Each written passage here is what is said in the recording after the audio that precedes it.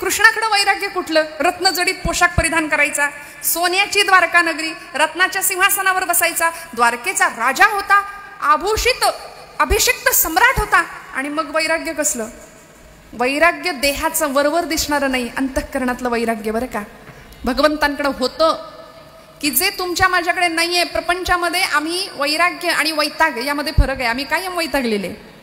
परवा एक आजी आजोबा रस्त्याने चालत होते आणि चालताना मला इतका आनंद वाटला. म्हटलं बाई 2 महिने झाले की लगेच घटस्फोट होतात. आत्ताच्या IT फील्डमधली आयटीचीच सगळी भाषा, आयटीतच असतात माणसं. काही प्रेम नाही, आपापसात आदर नाही, कदर नाही, लगेच वेगळे होतात.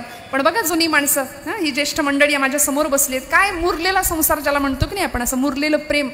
इतकं प्रेम बघितलं दोघांच्या मध्ये, ओळखीचे होते. आणि त्या आजोबांनी आपल्या पत्नीचा, आजीचा हातात हात धरला होता.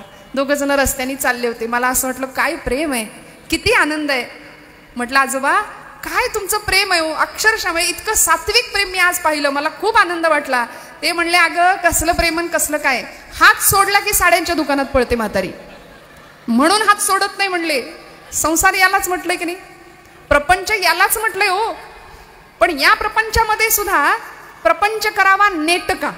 नेटकं जगायला संतांनी सांगितलं. फाटकं तुटकं संतांनाही मान्य नव्हतं कधीच, कधीच नाही. प्रपंच असावे सुवर्ण, परमार्थी पंचीकरण असं संत म्हणाले.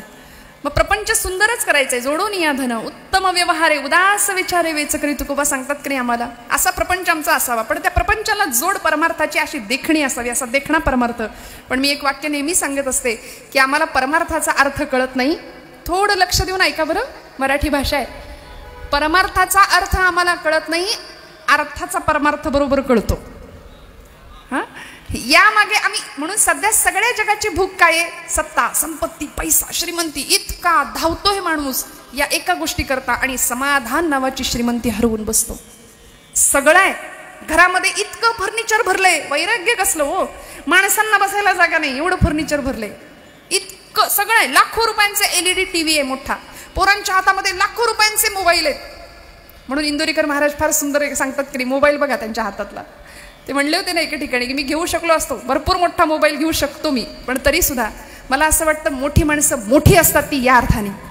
महाराजांचं जीवन आणि त्यांचं वक्तृत्व, व्यक्तित्व, व्यक्तिमत्व सगळंच अभ्यासण्यासारखं आहे बरं का.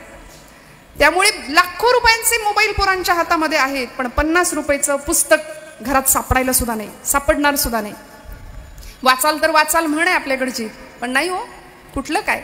सांगणारे पालक नाही आहेत, सांगणारी आई नाही, आजी नाही, आजोबा असले तरी घरात ती मंडळी नको आहेत.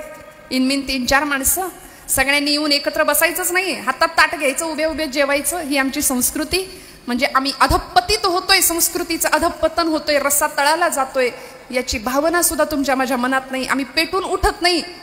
कसं वैराग्य निर्माण होणार तुमच्या माझ्यामध्ये? भगवंताकडे वैराग्य होतं याचं कारण सांगते. रत्न जडित आभूषण परिधान केलेला माझा द्वारकेचा राजा होता, राणा होता. पण द्वारका स्थापन केली, द्वारकेचे राजे स्वतः झाले का? नाही. बलराम दादांना राज्याभिषेक केला, स्वतः नामानिराळे राहिले. म्हणून आज द्वारकेमध्ये गेले तर तिथे प्रवेशद्वाराशी भगवंत आहेत बरं का. द्वारकेचे रखवालदार आहेत भगवंत.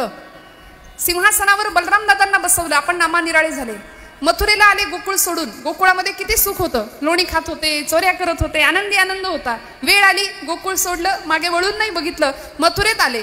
मथुरेत आल्यानंतर काय केलं? पहिलं कंसालाच संपवलं. ज्याने वधिला हो आपुला मामा, मामाला मारलं की नाही. आमचे गुरुजी लहानपणी शाळेत असताना मला नेहमी सांगायचे, रोहिणी गणित सुटायचं असेल की नाही, कंस सोडवायचा म्हणले, गणित आपोआप सुटतं. म्हटलं बरोबर आहे, कृष्णाने कंसालाच आधी सोडवलं, सगळी गणित आपोआप सुटली की नाही पुढची. कंस वध झाला भगवंतांनी केला, त्या कंसाच्या मथुरेच्या गादीवर बसणं अशक्य होतं का? पण नाही हो, नाही बसले. मथुरेच्या गादीवर उग्रसेनाला दिलं, ज्यांनी आपल्या बापालाच कारागृहात टाकलं होतं उग्रसेनाला, त्यांना ती गादी दिली आणि आपण नामानिराळे राहिले.